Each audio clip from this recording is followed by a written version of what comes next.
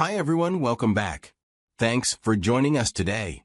We've got a brand new story to share with you, so let's begin. If you had asked me a few years ago, I would have told you that I was a lucky man. I had a simple but good life, a steady job, a roof over my head, and most importantly, a wife I loved. I worked 2 jobs, not because I had to, but because I wanted to. I believed in working hard, saving up, and building a future for us. It was tiring, but I didn't complain. I was doing it for us, for the life we were supposed to have together. We lived in a modest but comfortable home. Nothing fancy, nothing grand, but it was enough. I thought I had everything a man could ask for. A wife who smiled at me like I was her world. A partner who waited for me to come home after a long shift. Someone who would send me messages during the day, telling me she missed me. Telling me to take care of myself, telling me she loved me. I believed her. I trusted her. You see, when you love someone, you don't question them. You don't sit around wondering if they're lying to you. You just believe. And that's what I did. I believed every word, every smile, every I love you. But not everything is as it seems. Love can make you blind, and I was no exception. I thought I had a perfect marriage. I thought I had a loyal wife. But the truth? The truth was something else entirely. And one day, I would wake up to a reality I never saw coming. It was just another evening, and I had just gotten home from work, my body aching from another long shift. The sun was setting, casting a warm glow over the neighborhood, and I was looking forward to a shower, a meal, and maybe a few hours of sleep before my next shift. That's when my neighbor called out to me. Now, let me be clear, I wasn't particularly close to any of my neighbors. Sure, I exchanged nods, maybe a quick "how's it going?" when I passed them, but that was it. No long conversations, no friendships, just the kind of distant, polite acknowledgement you give to people you live near. So when this man, an older guy, probably in his late 50s, the type who always sat on his porch watching the street, motioned for me to come over, I wasn't sure what to expect. I walked up to him, wiping sweat from my forehead. He looked uneasy. His eyes darted around like he was making sure no one else was listening. "Hey, look, I don't mean to cause trouble," he started, shifting in his seat. "And maybe it's none of my business, but I've noticed something. Your wife, she's been bringing a man home while you're at work." I blinked. Then I laughed. More out of disbelief than anything else. "A man?" I repeated, shaking my head. "Nah, if she brought someone home, it's probably just a relative. Maybe her cousin or something." He didn't laugh. He didn't even smile. He just gave me this look I couldn't explain. "I don't think so," he said quietly.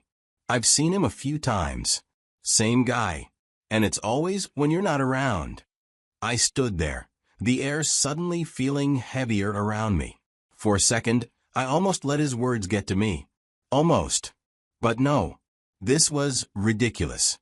My wife, the woman who sent me messages throughout the day, reminding me to eat, the woman who kissed me every morning before I left for work, she wouldn't do something like that. I forced a chuckle, waving him off. "I appreciate the concern, really. But you must be mistaken." He hesitated like he wanted to say more, but finally just gave me a slow nod. "All right," he said. "Maybe I am." I walked away, shaking my head. I tried to shake it off. I did. That night, as I lay in bed, my neighbor's words kept replaying in my head. No matter how much I tried to push the thought away, it stuck with me. I told myself there was a logical explanation for everything. Maybe it was a relative, a friend from work, someone completely innocent. But even as I tried to convince myself, the thought wouldn't leave me. I needed to know, not because I thought she was guilty, but because I wanted to prove to myself that she wasn't. The next day, while she was out running errands, I set up these tiny cameras that have memory cards to store their footage. I didn't want to waste money buying anything too expensive. Not everywhere, just in a few places where I knew she wouldn't notice. I needed proof that my neighbor was wrong, that my wife was the woman I believed her to be. As I adjusted the last one, my hands shook slightly. I hated that I even had to consider this. But at the same time, it felt necessary. If she wasn't doing anything wrong, then what harm would it do? And if she was, then I needed to know. And so, I waited. Days passed before I finally checked the recordings. I had almost convinced myself that I wouldn't find anything, that the cameras had been a waste of time, and that I had let a stranger's words shake me for no reason.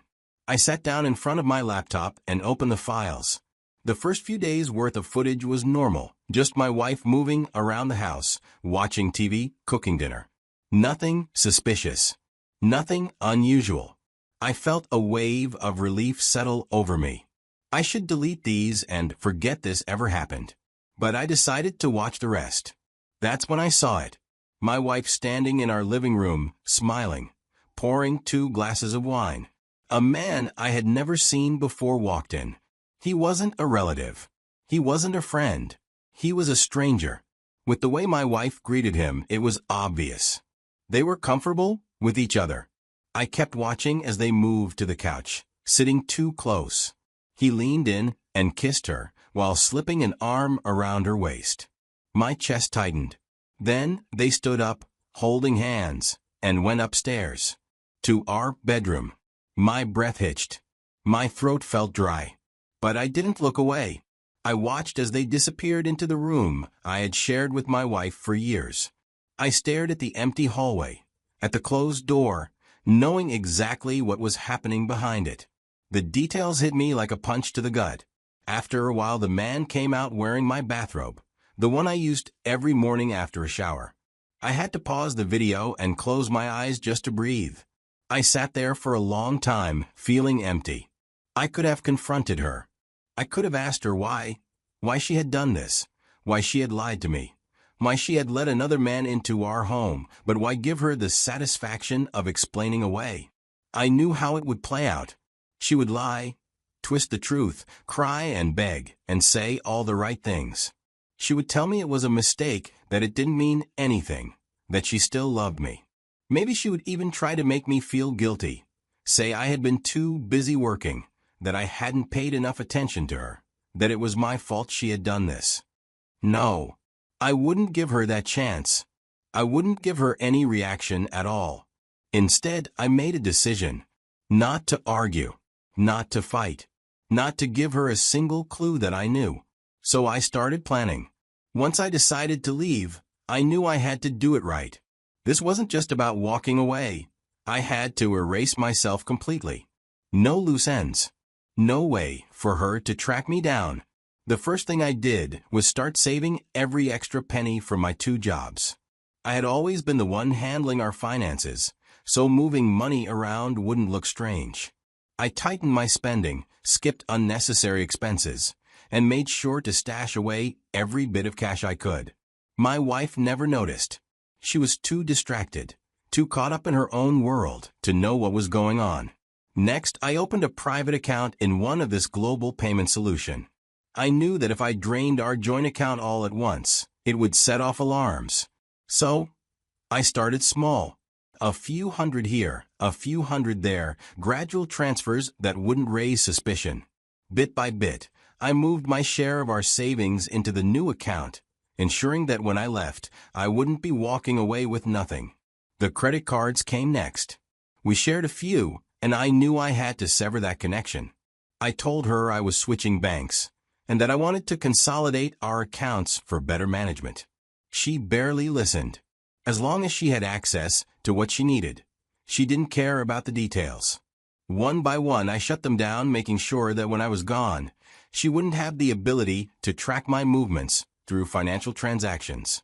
Quitting my jobs was the final step.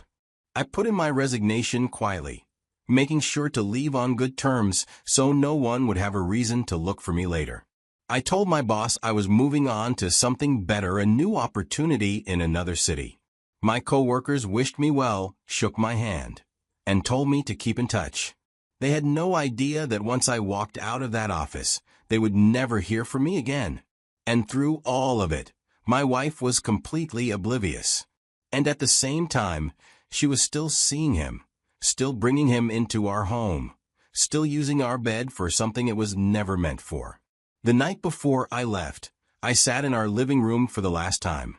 I looked around at everything, taking it all in one last time. This isn't my home anymore.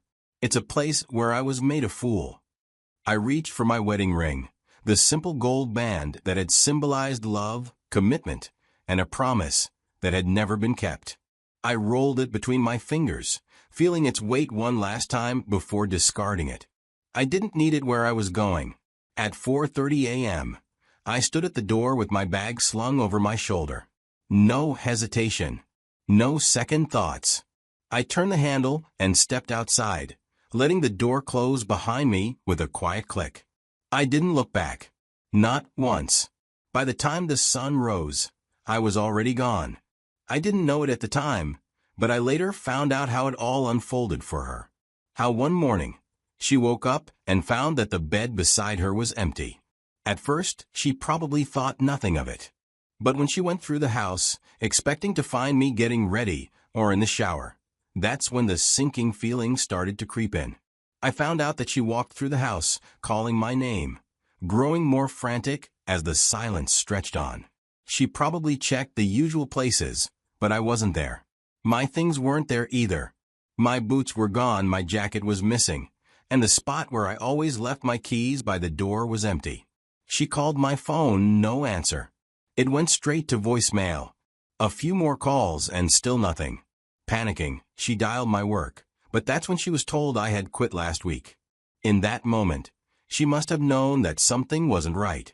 I had been gone, and I had disappeared without leaving a trace. Then came the final blow. She rushed to the bank and found that our joint account had been drained. By the time she figured it out, there was hardly anything left.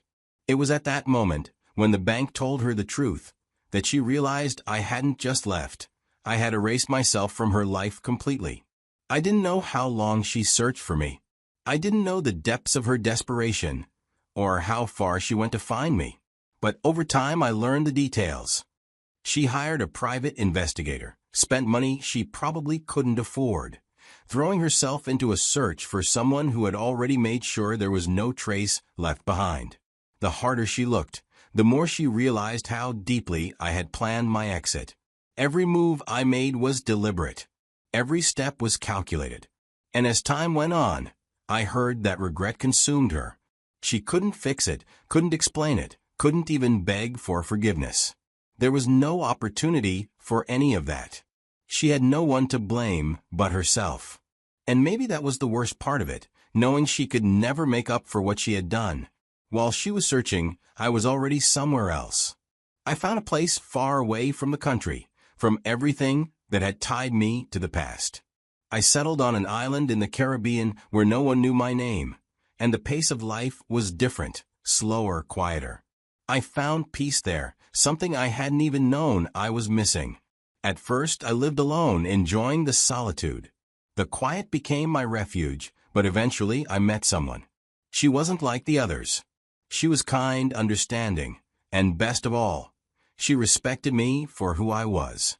I felt what real love should be like, simple, honest, and genuine. We built a life together, one that was built on mutual respect. And when our daughter was born, I knew I had made the right decision. This was the family I had always wanted. The family I thought I would never have again. The future I deserved. And that old life, it was gone. For good. Years passed before she found me. I wasn't hiding anymore, not really.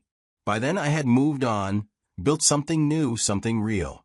My life in the Caribbean had become everything my past life wasn't: peaceful, honest, and free from the weight of betrayal. I had a family now, a wife who truly loved me, a daughter who was my entire world. I had stopped thinking about my past. It no longer had power over me. Until the day it came knocking. I didn't see her first, she saw me. I later learned that eventually she found me. She flew to my new home. And then she saw me. I was outside, just like any other day, standing by the market, holding my daughter's hand as she tugged at me excitedly, pointing at something she wanted. And that was when my past finally caught up with me. She must have stood there, watching, processing what she was seeing. This wasn't what she expected. Maybe she thought I'd still be broken, still bitter, still carrying the weight of what she had done to me. Maybe she thought I had spent all these years looking over my shoulder, unable to move on. Instead, she found me happy, whole, completely untouched by the pain she had left behind. There she was, my past standing in front of me. She had traveled all this way, spent all these years searching, and yet now that she was standing in front of me, she didn't seem to know what to do. She took a step closer, her lips parted, but no words came out. She whispered my name, her voice barely above a breath. A plea, a last, desperate attempt to reach something, anything, that still connected us. I tilted my head slightly, studying her like she was a stranger, because that's exactly what she was. For a moment, she searched my face, looking for recognition, for emotion, for something that told her I still remembered, that I still cared. But all she found was emptiness. I let the silence stretch between us, long enough for the truth to sink in. Then, finally, I spoke. "I'm sorry, do I know you?" The words hit her harder than any scream, any accusation, any angry confrontation ever could. She blinked, and for the first time, I saw something in her eyes I had never seen before. Defeat. I didn't wait for her to respond. I didn't give her a chance to explain, to cry, to beg. I simply turned around. I took my daughter's hand and walked away. And I never looked back. As I walked away, I felt nothing, just peace. The kind of peace that comes when you finally realize that the past has no power over you anymore. There was a time when I thought I would never heal, that the betrayal would haunt me forever. Her betrayal had erased everything we once had. Years of love, trust, and shared memories, all undone by a single choice. But that was the past, a closed chapter, and I had no interest in reopening it. Some betrayals are not meant to be forgiven, only forgotten. Now I want to hear from you. If you were in my position, what would you have done? Would you have confronted her? Would you have left the way I did? Or would you have handled things differently? Let me know in the comments. And don't forget to share this story with someone who needs to hear it.